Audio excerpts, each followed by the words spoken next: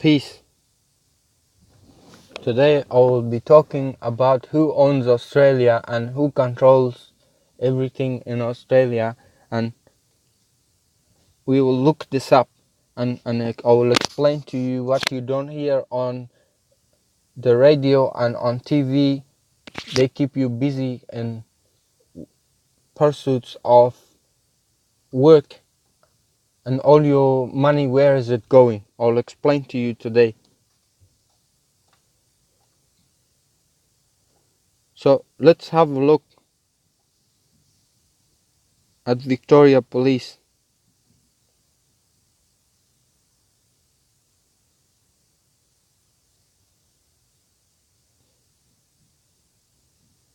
Victoria Police is a business just like any other business. Like we have a car business or food business or any other business. They're in the business of oppression and ruling by the gun, because they have power, they have gun, and they rule, and they are organized. Let's have a look at Vic Roads.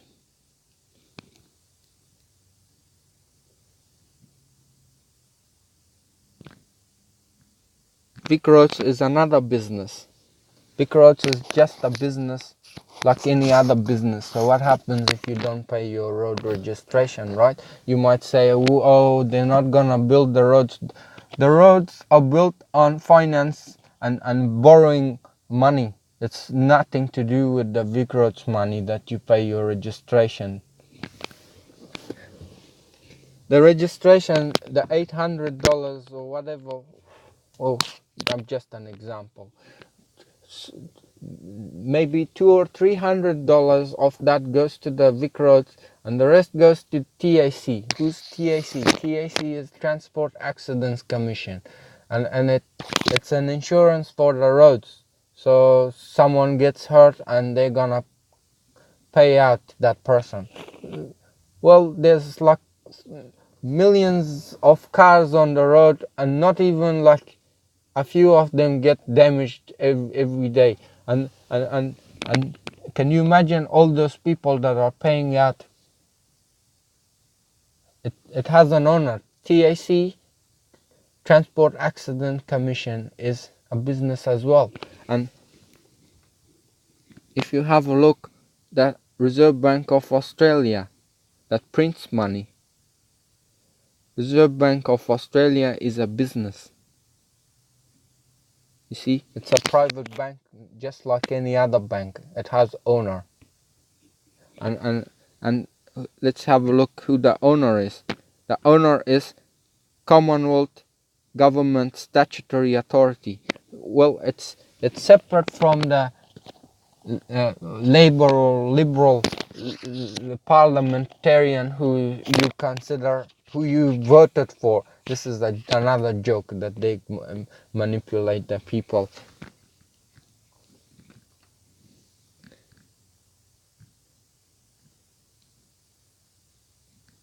If you have a look, the Australian Taxation Office, it's a business. Just like any other business, they're in the business of collecting taxes from the people. And what happens with all these tax dollars? What happens? So, who owns all these businesses? The Commonwealth. The Commonwealth is a corporation and it has owners. The owners are sitting in London, in the Vatican City, and in Washington District in America. So these three centers are the centers. One is for the money and wealth, and one is for the religious side and the Freemasonry, and another is for weapons and production of weapons and destruction. So what happens? Who owns all this? Well, they call the crown. The crown is not only the king or queen that you have in England, but it's made up of the Jewish banking families, banking dynasties who rule the whole planet. They're made up of the Jews and Christians. The Jews and Christians who are linked into the ancient Freemasonry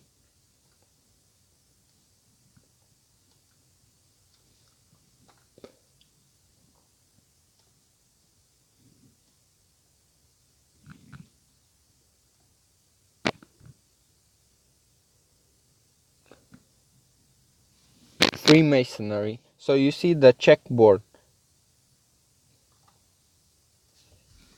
What is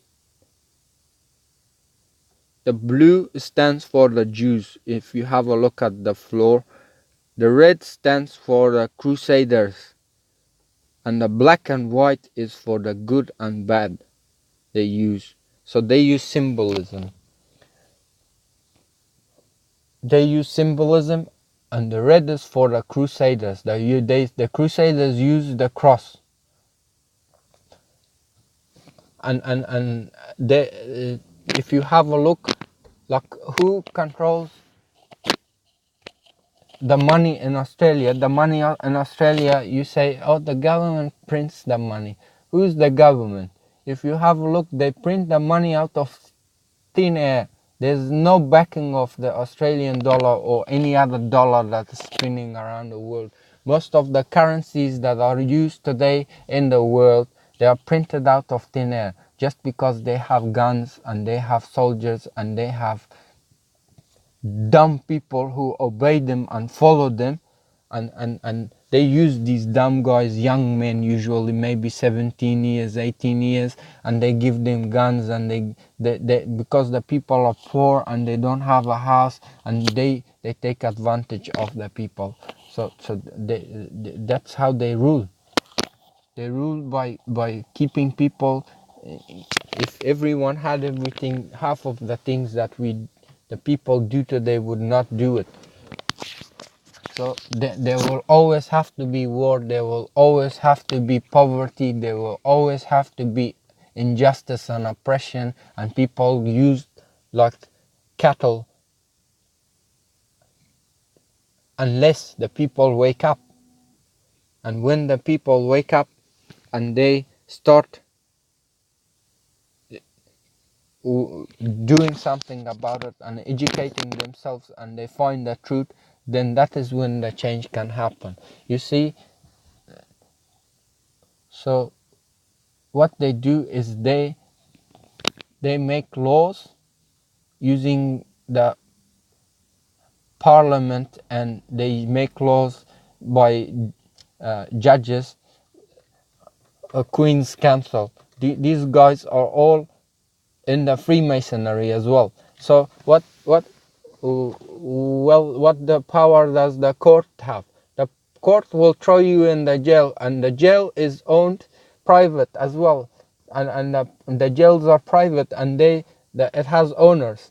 So the government has an owner and the jails have an owner. The imperialists, before they used to be like openly king and queen, now they have kept themselves hidden by registering a corporation or some business, and they hide behind these corporations and calling themselves car sales and Google, and calling themselves different names, Holden, and they this name, that name, and they hide behind these different names.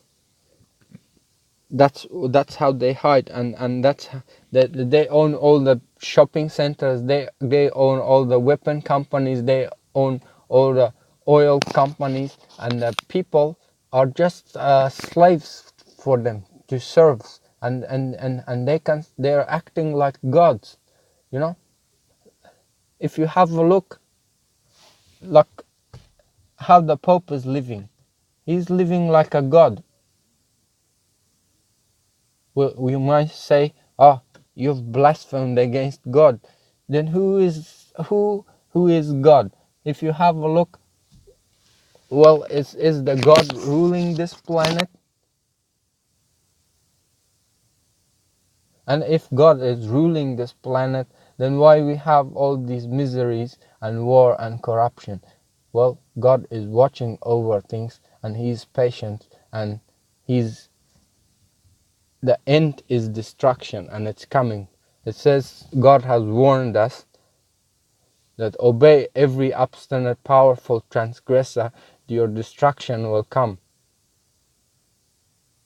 So these people who are acting like gods and enslaving the people, who are they? They are the Crusaders, and they are the Jews who own all the businesses, and they enslave the people, and all people's energy and time is wasted into pursuits of pleasure and junk, and at the end of their life, what do they have is a house. Was that the human intelligence, just to have a house? And how did the Jews get all this power? They've done it by usury, interest, or lending.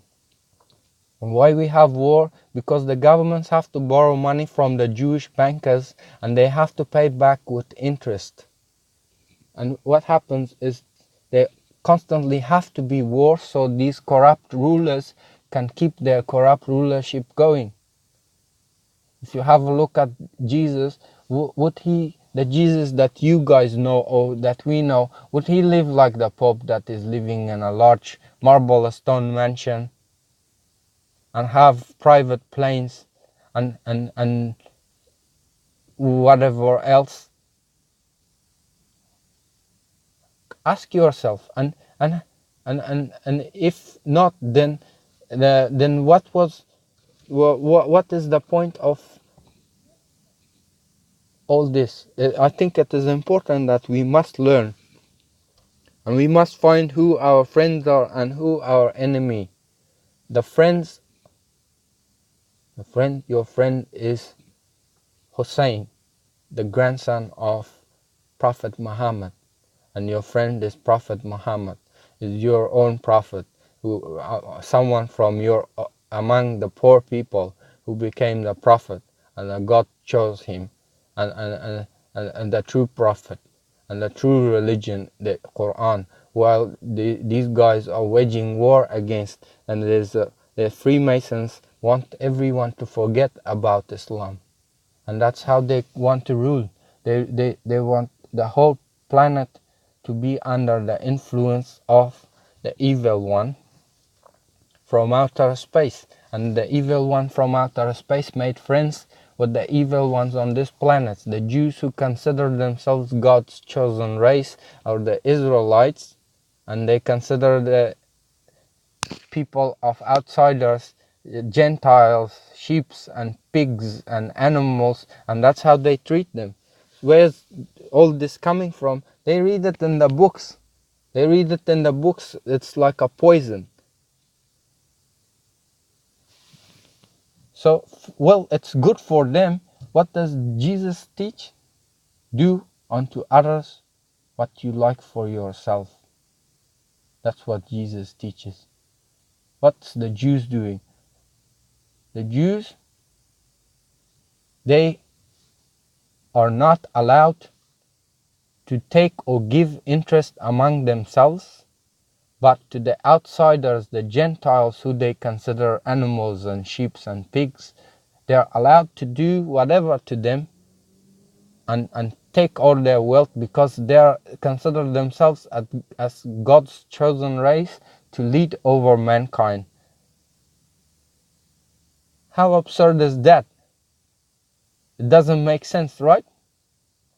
And you see, it wouldn't. I came to conclusion that the Jews were behind killing of Imam Hussein because